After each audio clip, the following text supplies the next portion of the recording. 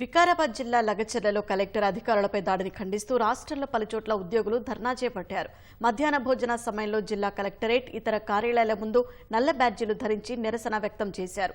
హైదరాబాద్ నాంపల్లిలోని భూ పరిపాలన భవనం ఎదుట ఉద్యోగ ఐక్య కార్యాచరణ సమితి ఆందోళన చేపట్టింది. లగచర్ల దాడిలో రాజకీయ ప్రమేయం ఉందని, లోతుగా దర్యాప్తు చేయాలని ప్రభుత్వానికి విజ్ఞప్తి చేశారు.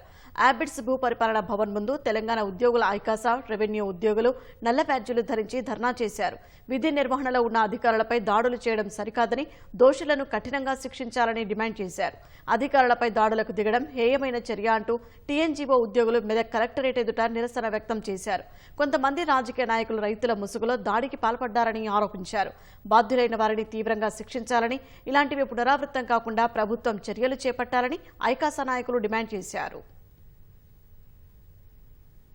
అది ప్రేరేపిత దుర్ఘటన, రాజకీయ కుట్రకోణం జరిగిన దుర్ఘటన. రైతుల చాటున, ఎస్సీ ఎస్టీ మైనార్టీల చాటున ముసుగులో జరిగిన ఒక దుశ్చర్యగా మేము పూర్తిగా విశ్వసిస్తున్నాం. మేము కూడా 10 లక్షల ఉద్యోగులుగా రాజకీయ పార్టీల నుంచి వచ్చిన వాళ్ళమే. మాకు 2 చేతులున్నాయి. భౌతికంగా దాడులు చేసిన వారు, దాడులు చేయించిన వారు, దాని వెనక ఉండి వ్యూహాత్మకంగా కుట్ర పడిన వారు, వారందరినీ కూడా దాని బాధ్యులైన వాళ్ళ మీద ప్రత్యక్ష కార్యాచరణ కూడా మా ఉద్యోగం చేసి వెనకాడదు.